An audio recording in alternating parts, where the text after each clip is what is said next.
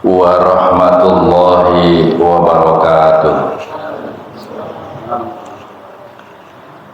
Innal hamdalillahi nahmaduhu wa nasta'inuhu wa nastaghfiruh wa na'udzu billahi min syururi anfusina wa min sayyiati a'malina may yahdihillahu fala mudhillalah wa may yudlil fala hadiyalah. Asyhadu an la ilaha illallah wahdahu la syarikalah wa asyhadu anna Muhammadan abduhu wa rasuluh. Allahumma sholli ala Muhammad wa ala ali Muhammad kama shallaita ala Ibrahim wa ali Ibrahim wa barik ala Muhammad wa ali Muhammad kama barakta ala Ibrahim wa ali Ibrahim innaka Hamidum Majid. Amma ba'd. Para hadirin jamaah kajian jihad pengajian hari Ahad ya, yang dimuliakan Allah Subhanahu wa taala.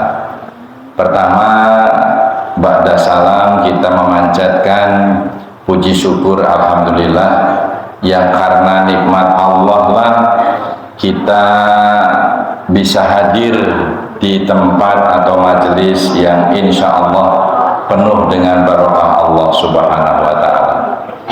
Karena limpahan sehat serta nikmat iman dan Islam inilah kita masih semangat untuk menjalankan salah satu syariat, yaitu thalabul ilm.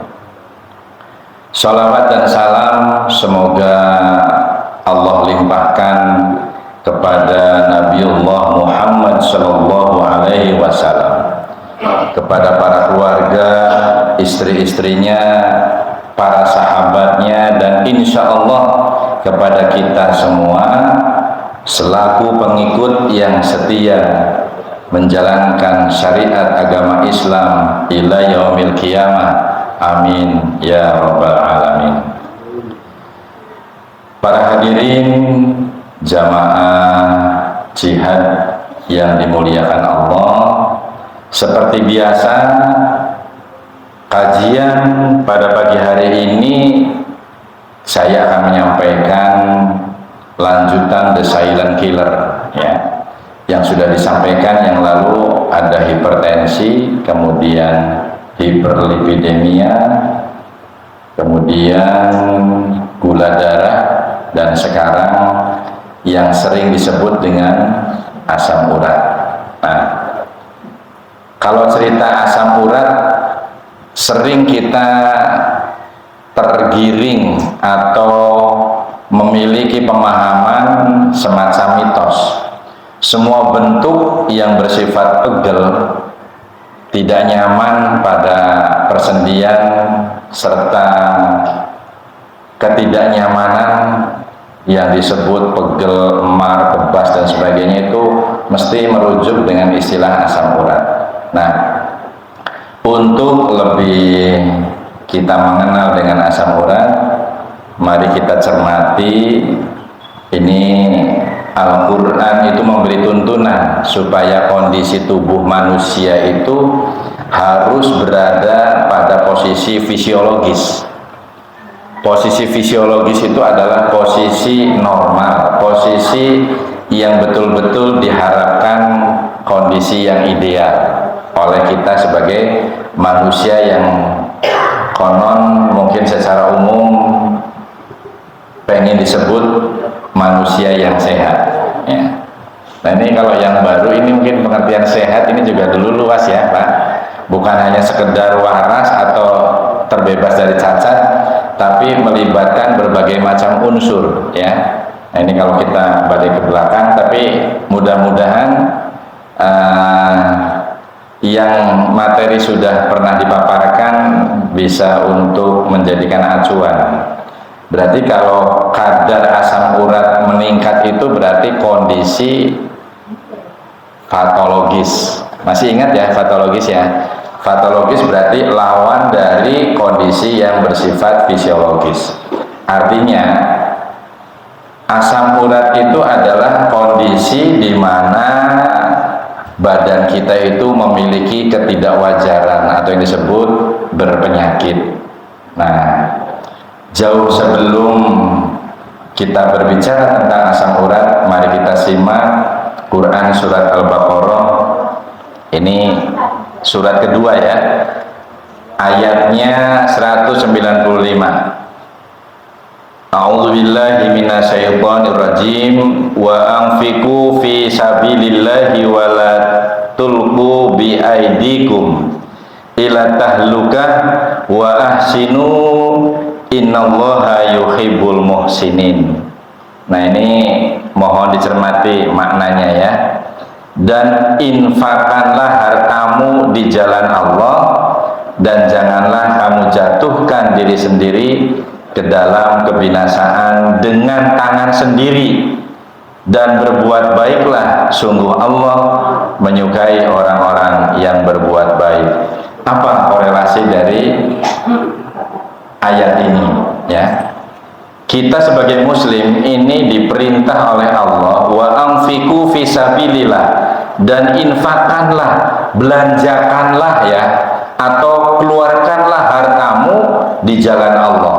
Ya, ini yang di jalan Allah itu bukan hanya sekedar kita misalnya untuk berjihad, membiayai misalnya donasi ke saudara-saudara kita yang di Palestina misalnya ya. Itu hanya salah satu, tetapi hanya salah satu yang sifatnya kewajiban mengikuti risalah atau perintah Allah. Infakkanlah, belanjakanlah hartamu di jalan Allah. Nah, di jalan Allah contoh yang konkret tadi donasi kepada Palestina, kemudian membangun tempat sarana untuk beribadah dan ilmu pengetahuan ya, bisa saja membangun musola, masjid dan sebagainya. Bukan hanya di situ, tapi belanjakanlah pula di jalan Allah untuk supaya badan kita tetap dalam kondisi fisiologis atau normal. Nah, kemudian ada beberapa keterangan-keterangan lain dalam Al-Quran. Maka makanlah dan minumlah dengan makanan yang halal dan yang thayyib ya. Nah, halal itu suatu bentuk syariat, makanan dan minuman yang betul-betul tidak ada larangan yang mengikatnya. Namun di sana suruh makan dan minum yang halal. Tapi halal pun ada halal yang harus lebih dicermati, halalnya dan thayyib, baik ya.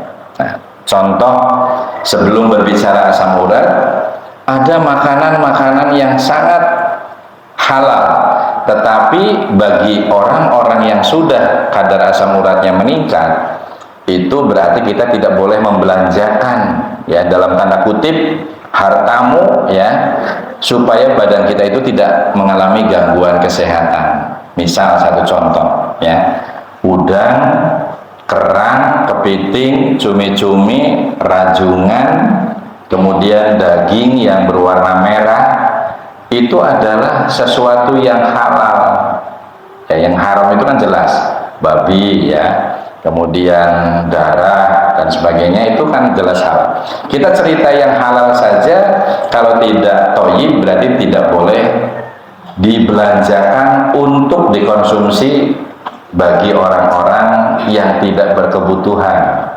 Tidak berkebutuhan itu berarti dalam kondisi yang patologis, yang tidak normal. Misalnya kita mengalami asam urat. Ini hanya mukadimah. Nah, ayat ini sebenarnya sungguh memberikan arahan yang sangat dalam ketika kita membelanjakan sesuatu yang kira-kira akan merusak kepada tubuh kita, kesehatan kita.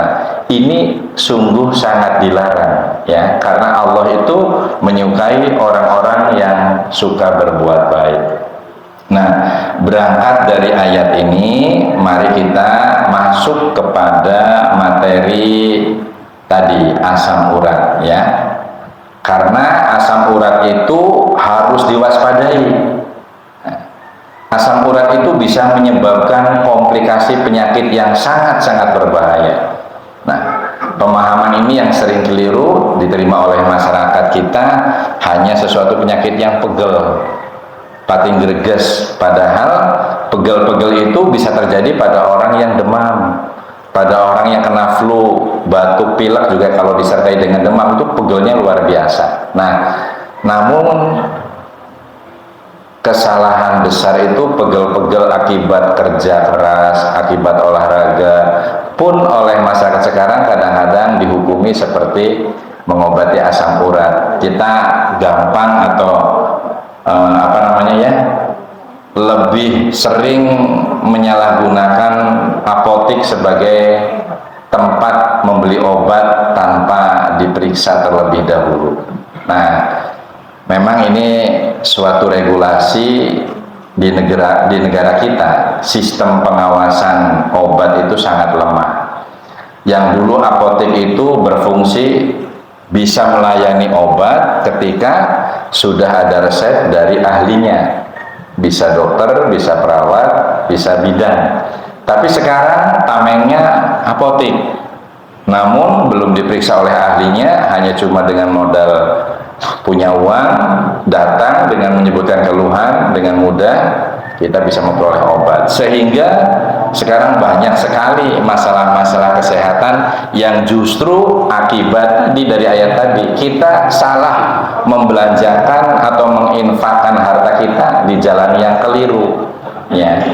Nah, kalau kita kembali, ada hadis yang mengatakan bahwa sesuatu itu mestinya harus diserahkan kepada ahlinya. Nah, kalau diserahkan bukan pada ahlinya, tunggulah kehancurannya. Maka banyak sekali sekarang penyakit yang betul-betul disebabkan akibat tadi ini, dari ayat ini. Kesalahan menginfakkan hartamu di jalan Allah itu dengan cara serampangan, tidak menggunakan ilmu. Nah, di sini kita untuk tidak salah membelanjakan harta kita untuk membeli obat, ya.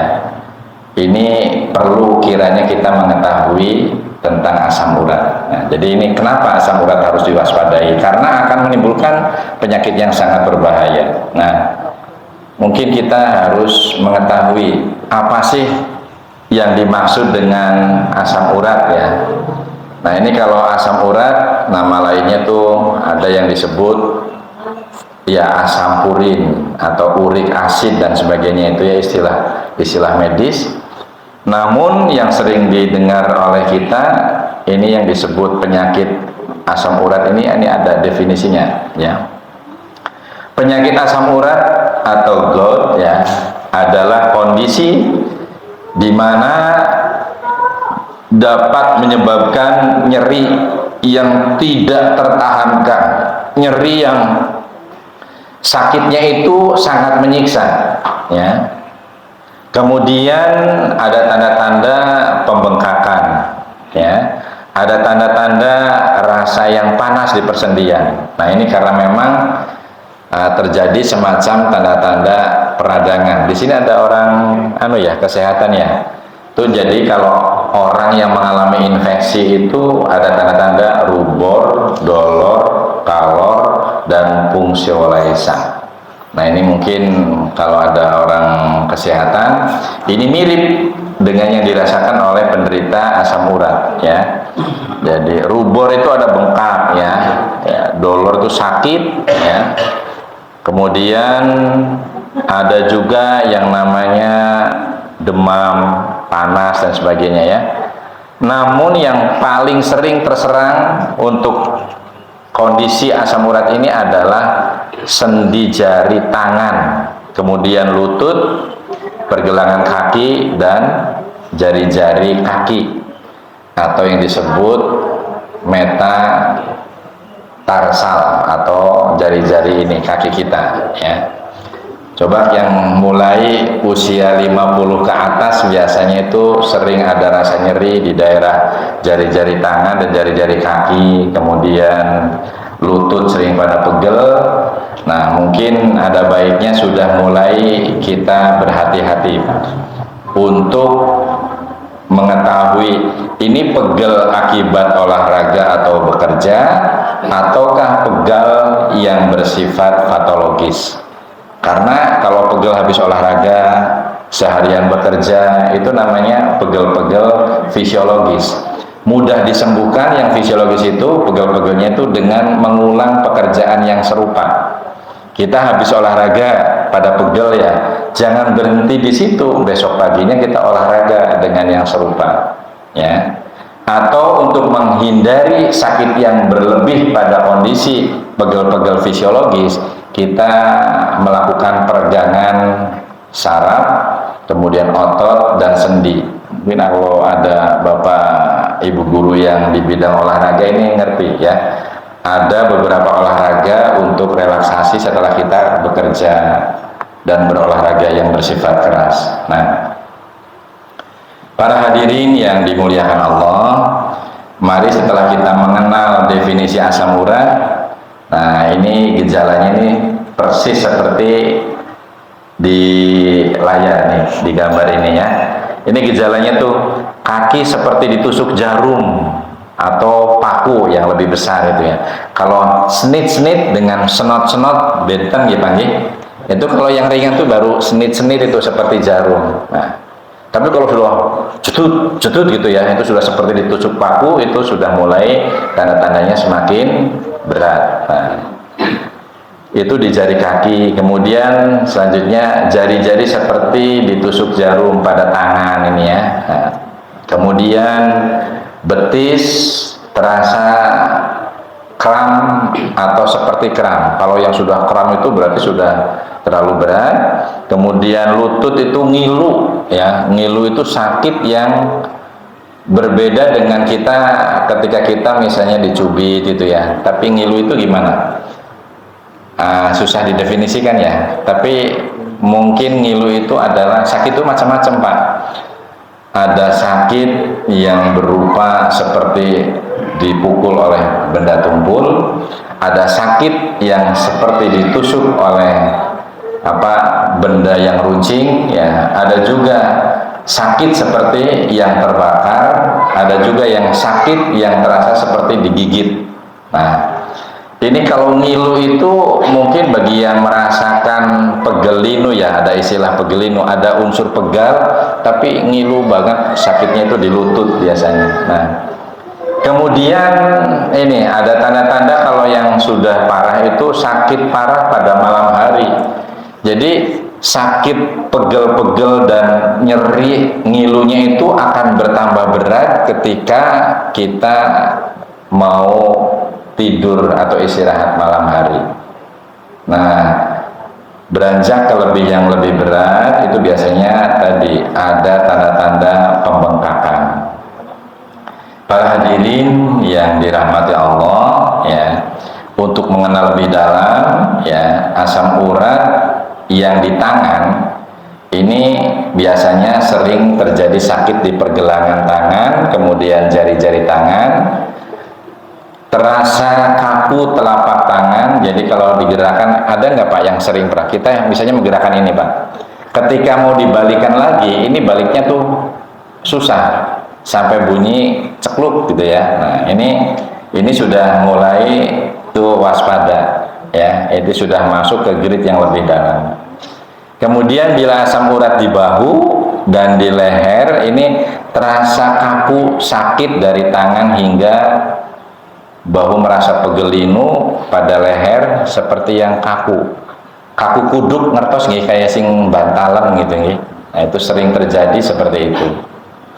Nah, biasanya sakit kaku kuduk atau bengel di leher itu terjadi bukan hanya karena asam urat saja. Mungkin pada orang-orang yang normal atau pegel fisiologis itu bisa terjadi karena kondisi stres, bisa ya. Kemudian orang yang terlalu lama tidur ya, ini biasanya orang yang betah tidur nih. Kan tidur itu ada batasan normalnya Pak ya, antara 6, 7, 8 jam itu tubuh tidur yang normal. Tapi bagi orang-orang yang gemar tidur itu kalau belum 10 jam itu belum puas. Tapi coba orang tidur terlalu lama, lebih dari batasan normal, itu akan sering mengalami bantalan. Itulah yang disebut pegal fisiologis karena kelebihan tidur. Sebaliknya, pegal yang disebabkan karena kurang istirahat malam ini betul-betul juga kondisinya hampir sama seperti bantalan. Nah, ternyata itu sebabnya bukan dari asam urat, tapi gangguan dari menurunnya daya tahan tubuh kita akibat kurang istirahat. Dulu waktu saya belum jadi orang kesehatan, ya, yang di daerah mana ya, daerah leher, ini belum ada. Mungkin terjadinya pada malam hari seringnya. Sebelum jadi orang kesehatan itu ada lagu Bung Haji Roma Irama ya. Itu apa kaitannya dengan kesehatan? Begadang jangan begadang, ya. Begadang boleh saja. Ternyata, Pak, setelah diteliti secara seksama, orang yang tidur atau istirahatnya kurang dari ukuran normal, itu lambat laun akan menurunkan daya tahan tubuh. Nah, orang yang daya tahan tubuhnya lemah itu biasanya akan diserang oleh rasa nyeri, rasa tidak nyaman, bahkan sampai demam, terjadi infeksi. Ya, infeksi itu bisa mudah kena tipes, bisa mudah kena penyakit-penyakit gangguan saluran pernafasan dan saluran pencernaan. Salah satu dari tanda-tanda infeksi itu pegel-pegel sakit yang berlebih. Nah, itu yang pegel seperti itu bukan termasuk di dalam ranah pegelnya asam urat. Ya, ini untuk membedakan saja. Nah, sekarang kita berbicara tentang apa sih yang menjadi penyebab dari asam urat, ya. Nah, ini bisa kita baca bersama. Penyakit asam urat itu bisa menimpa kepada siapa saja, ya. Akan tetapi seseorang dengan kondisi yang tersebut di bawah ini tuh lebih banyak, ya. Yang pertama ini biasanya kaum Adam. Pria itu akan lebih sering menderita penyakit asam urat dibanding kaum Hawa, ya. Terutama ketika kita sudah berusia antara umur 30 sampai 50 tahun. Ya, ini kalau pada wanita ini biasanya umur yang sudah menginjak ke usia menopause. Menopause ngerti nggih? Berhentinya kondisi fisiologis yang disebut haid atau menstruasi. Ya, itu siap-siap ibu kalau sudah menopause atau menjelang menopause itu asam urat biasanya sudah mulai kulonwun. Ya. Nah, bila pada wanita yang memiliki penyakit asam urat dalam keluarga ini yang mengkonsumsi makanan tinggi protein, maksudnya gini, wanita itu biasanya sih mengidap asam urat itu kalau ada riwayat genetik ya dari keluarga itu lebih dominan. Kemudian maksud di sini mengkonsumsi makanan tinggi purin itu juga menjadi salah satu penyebab orang terkena asam urat, ya. Apa makanan yang tinggi purin? Ini disebutkan di sini daging merah, ya. Kemudian jeroan. Kemudian beberapa jenis hidangan laut, ya, seperti ini teri, sarden, kerang, dan tuna, ya. Dan sekarang setelah penelitian dilakukan secara lebih seksama, justru yang lebih banyak lemak jenuhnya itu yang lebih banyak menyebabkan asam urat. Contoh ini yang senang udang, kerang, kepiting, cumi, rajungan. Pada usia-usia menjelang 50 tahun itu sebaiknya bukan dilarang, ya, tetapi boleh makan tetapi dengan porsi yang sedikit. Jare wong Jawa lah mungkin tambah pengen mau nih Pak, tambah kesirian. Mungkin keluarga ada yang makan kok kelihatannya kayak menarik sekali. Nah, kita boleh, tapi orang lain udang yang ukurannya segede jempol misalnya, ya, untuk orang normal bisa 5 kita paling cuma satu yang sudah usianya menjelang 50. Nah, kalau kita dilanjutkan lagi, ini juga orang-orang yang sering mengkonsumsi alkohol dan minuman tinggi gula, ya, serta tadi yang disebutkan orang-orang yang sering gemampang tumbas atau beli obat. Nah, ya, sekarang soalnya angel ya. Kalau zaman dulu ada istilahnya toko depot obat, ya. Depot obat itu non apotik. Sekarang pun apotik, ada apotik yang istilahnya apotik pegelinu dan apotik yang sesungguhnya, Pak. Sekarang tuh orang yang sering pegelinu itu dengan mudah tidak mau ngantri datang ke ahlinya. Ini jalan pintas beli di apotik. Ini sudah ada pergeseran sistem pengawasan jual beli obat yang sebenarnya sudah terlalu apa ya namanya membahayakan, Pak. Justru yang paling banyak sekarang orang-orangnya itu kelihatannya gampang.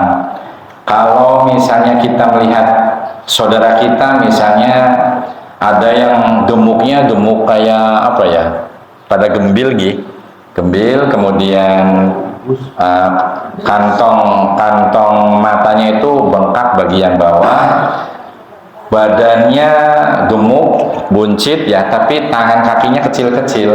Kemudian dia sudah ketagihan obat. Ketika tidak minum obat, badannya sering merasa ngeluh, ya, sering merasa ketagihan obatnya itu pegel-pegelnya datang. Bahkan yang lebih berbahaya lagi, orangnya itu mengalami gangguan mobilisasi, gerak pun susah. Misalnya kayak kalau kita lihat dulu ada ulat yang hijau dari kedondong jaran ya, pan melakukan kangelan ya Pak ya, kayak yang sulit bergerak. Nah, ini sudah merupakan tanda-tanda ini ya, ini sudah jelas orang-orang yang menggunakan obat-obatan ini pasti lebih banyak atau lebih dominan sudah mengidap penyakit asam urat. Nah, obat itu apa saja? Ini ada obat diuretik. Nah, obat diuretik itu adalah obat yang untuk membantu memudahkan keluarnya air seni, ya. Ini sebenarnya aspirin, ini biasanya obat untuk turun panas, anti nyeri gitu ya. Nah, ini siklosporin, ini juga obat-obat yang berkaitan dengan obat-obat untuk anti pegel, anti nyeri. Terlebih-lebih sekarang penggunaan prednison, dexamethasone atau metilprednisolon itu lebih sering digunakan oleh orang-orang yang beli racikan di apotik karena lebih banyak bisa mengatasi dengan mudah menghilangkan pegel-pegel dan nyeri, ya. Sehingga di masyarakat itu dikenal ini obat dewa, Pak. Ya, sakit apa saja itu bisa diobati, bisa disembuhkan oleh obat dewa ini, Pak. Ya, jadi kalau Bapak tumbas paling cuma hanya 1 kali minum 10.000 itu rasanya sudah melebihi ampuhnya obat yang ketika kita berobat dari dokter yang hebat, ya, dokter spesialis sekalipun. Ini obatnya memang langsung bisa dirasakan. Malah menjelang tidur diminum, pagi itu rasanya wah nyaman, makannya enak, pegel-pegel hilang semua. Tapi kalau itu dikonsumsi terus-menerus, ternyata dia itu akan merusak pelan-pelan sistem kekebalan tubuh kita dan sistem kerja daripada ginjal. Kalau lebih parah lagi, nanti akan merembet kepada gangguan lambung, pankreas, dan lever. Nah, ini sekarang banyak contohnya, orang-orangnya gemuknya gemuk gembus ya tadi ya. Nah, tapi kalau tidak minum obat, pasti pegel-pegelnya akan selalu datang. Nah, tadi sampai di jenis-jenis obat. Kemudian juga ada beberapa obat kemoterapi. Nah, ini yang pernah di kemo itu mungkin bisa lihat sendiri ya, itu akan menyebabkan salah satunya asam urat. Kemudian obat-obat penyakit jantung, obat-obat untuk penyakit ginjal, obat-obat untuk yang mengarah kepada penyakit tiroid. Jadi kesimpulannya kalau kita baca semua, ternyata penyebab paling banyak itu adalah orang-orang yang mengkonsumsi obat. Bisa dibaca nanti ya. Nah, itu artinya obat itu memiliki dua sisi seperti mata pisau, ya. Satu sisi secara manfaat, obat itu mampu mengobati. Namun ketika keliru dan dosis yang melebihi dari batas yang dianjurkan oleh ahlinya, itu mata pisau yang menimbulkan maldorot dan bahaya untuk kesehatan kita. Maka betul tadi yang disampaikan, ada hadis yang mengatakan serahkanlah segala perkara itu pada ahlinya. Nah, kalau tidak diserahkan pada ahlinya, timbullah masalah-masalah atau maldorot yang akan menimpa kepada kita semua. Nah, itu bisa dibaca ya. Kenapa obat-obat itu menjadi asam urat, itu bla bla bla bla, ya karena ketidakmampuan ginjal dalam mencerna dan mengeluarkan asam urat dari tubuh akan berakibat fatal ya. Menurut para ahli asam urat ternyata bisa memicu beberapa penyakit bahaya seperti, nah ini kita lanjut supaya paham ya. Ini kalau penyakit-penyakit yang bisa disebabkan oleh asam urat atau pemicunya asam urat itu ada beberapa, itu penyakit topi ya, kemudian kerusakan dan deformitas sendi, bisa juga menyebabkan jadinya kristal-kristal di dalam ginjal itu membatu sehingga jadi batu ginjal yang harus dioperasi. Nah, yang lebih parahnya lagi, orang asam urat itu biasanya lebih cenderung kemudian mengalami penyakit hipertensi dulu biasanya. Tensi yang tadinya normal tiba-tiba naik, sehingga itu menjadikan penyebab tanda-tanda penyakit jantung kita itu ada kelainan ya. Yang lebih parah lagi, menimbulkan stroke. Nah, ini yang sering terjadi di lapangan. Stroke itu bisa disebabkan oleh hipertensi, oleh hiperlipidemia. Namun yang pernah dijelaskan yang lalu, stroke itu ada karena sumbatan, ada karena asam urat, yaitu sumbatan yang terjadi di dalam sistem kerja ginjalnya mengalami gangguan. Nah, yang lebih anehnya lagi, ini kalau kelumpuhan itu biasanya kelumpuhan yang menyeluruh, Pak. Beda dengan stroke. Kalau stroke biasanya hanya sebelah gitu ya. Kemudian kalau kelumpuhan total, ini asam urat itu malah lebih unik ya. Bahkan saya punya jamaah, punya tetangga di sana, orang kena asam urat, hipertensinya normal, yang lain-lain normal, tapi kadar asam uratnya itu sampai di atas 24, Pak. Karena bengon itu parah, Pak, dan ngomongnya sulit. Ini malah saya, selama saya jadi orang kesehatan ini baru, Pak, ini ternyata memang kasusnya jarang. Ini terjadi pada jamaah kami ya, rumahnya memang tidak jauh dari kami. Pada subuh kemarin saya sempat berkunjung membesuk ke sana. Itu disangkanya nanti ada semacam kanker di daerah tenggorokan dan sekitarnya. Tetapi begitu di patologi, di PA ya, di patologis anatomis itu ternyata hasilnya normal. Setelah dicek lab ternyata asam uratnya di atas 24, Pak. Ya, dan itu tidak terkontrol, orangnya sehat-sehat saja.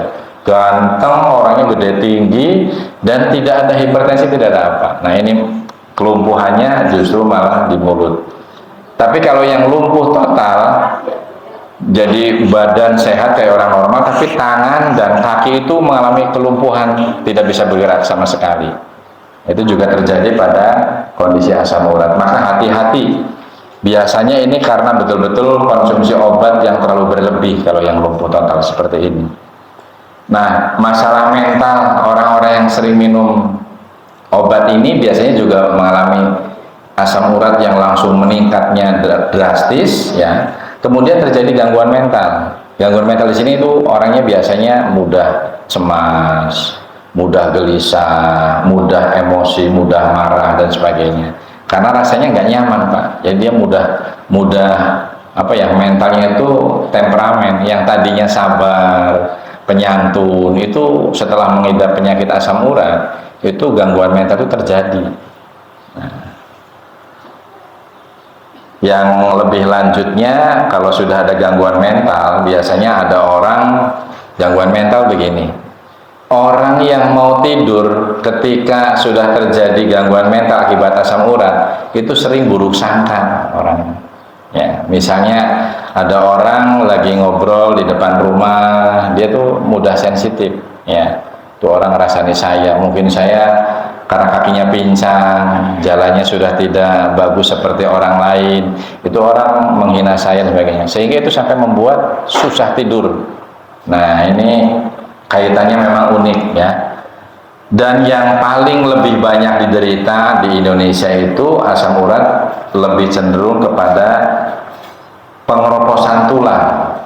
Jadi yang disebabkan oleh asam urat itu biasanya pengeroposan tulang, itu tulangnya itu biasanya begini. Pertama, dari sumsum tulang itu sudah mulai mengalami pengeroposan.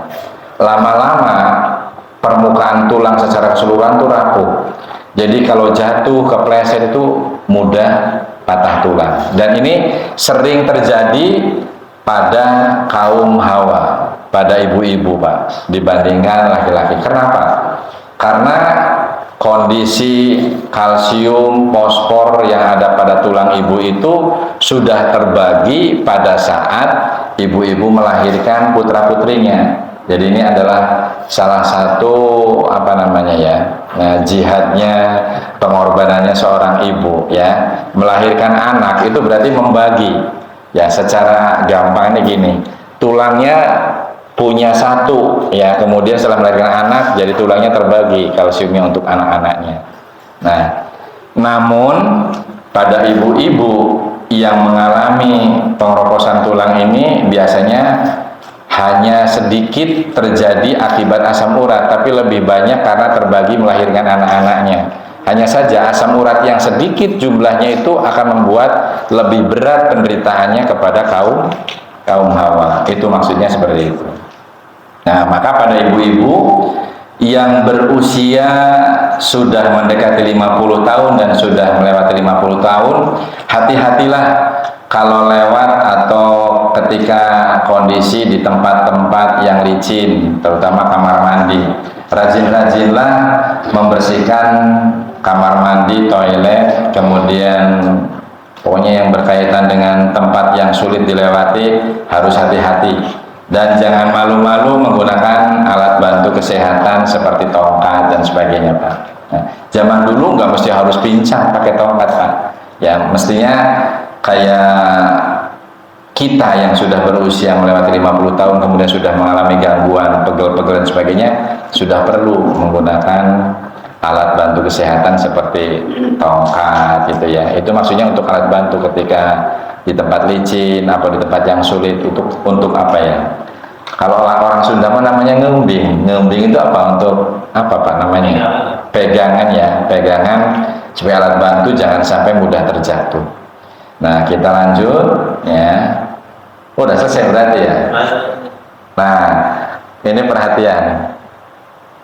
Ini kalau kita sudah paham akan bahaya yang disebabkan oleh asam urat, maka sebaiknya segera atasi dan jangan biarkan asam urat menjalar sehingga menyebabkan penyakit mematikan bagi kesehatan tubuh. Mudah-mudahan ini hanya bagaimana sih cara mengatasi dan mengobatinya. Harapan saya tadinya ini untuk dibuka di dalam forum tanya jawab atau diskusi. Namun bila mengganggu waktu yang kira-kira nanti akan digunakan rapat pimpinan cabang, katanya ada rapat ya monggo.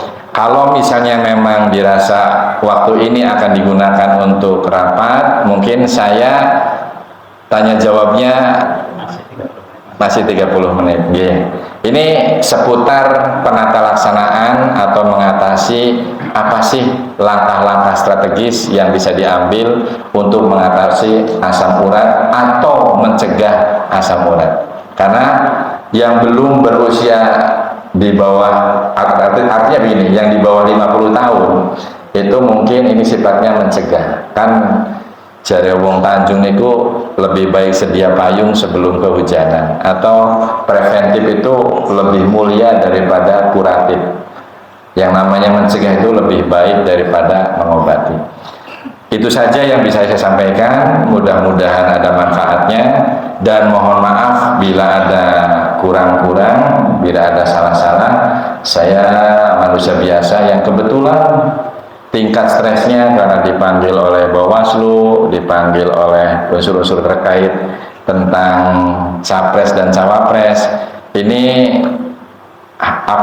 menyedot energi baik secara fisik maupun psikis. Jadi barangkali ada salah-salah kata, maksud saya ngomong A tapi ternyata keluarannya B, barangkali ini bisa terjadi karena permasalahan mengatasi seputar di partai dan persiapan pilpres ini juga alhamdulillah meskipun terasa berat, tetapi kalau dinikmati dan ini disejajarkan dengan sebuah perjuangan, ya insya Allah yang teman-teman di sini juga kalau bisa jangan apatis. Kita punya akal sehat, punya pikiran yang bijak, hati yang bijak, bisa memilih.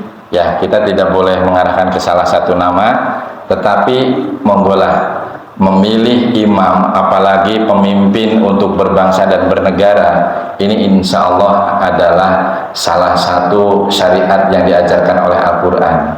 Di sana janganlah orang-orang yang beriman itu memilih teman dekat, wali, atau pemimpin dari orang-orang Yahudi, orang-orang Nasrani, karena sesungguhnya mereka tidak akan puas, tidak akan senang ketika kita orang Islam itu mengalami kejayaan. Itu ayatnya jelas Quran. Jadi sudah tidak perlu diperdebatkan lagi. Jadi kalau ada partai, kalau ada istilahnya calon pemimpin yang dari Nasrani, Yahudi, atau berkarakter, ya orangnya ngakunya Islam tapi karakter sifat-sifatnya memiliki kesamaan dengan Yahudi, Nasrani, dan orang-orang yang menjadi musuh Islam, maka kita harus punya akal sehat dan hati yang bijak untuk memilih pemimpin berbangsa dan bernegara sama dengan memilih seorang imam.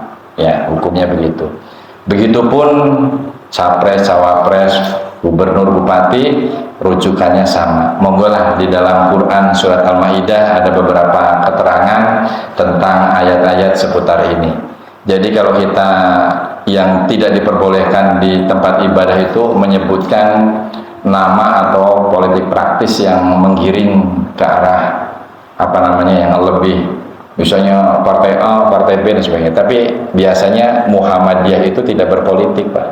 Tetapi warganya itu sangat cerdas di dalam berpolitik, karena politik itu tidak pernah lepas dari yang namanya manusia, ya apalagi manusia yang beragama. Itu saja sebagai tambahan. Nasrul minallah wa fatun qarib. Assalamualaikum warahmatullahi wabarakatuh.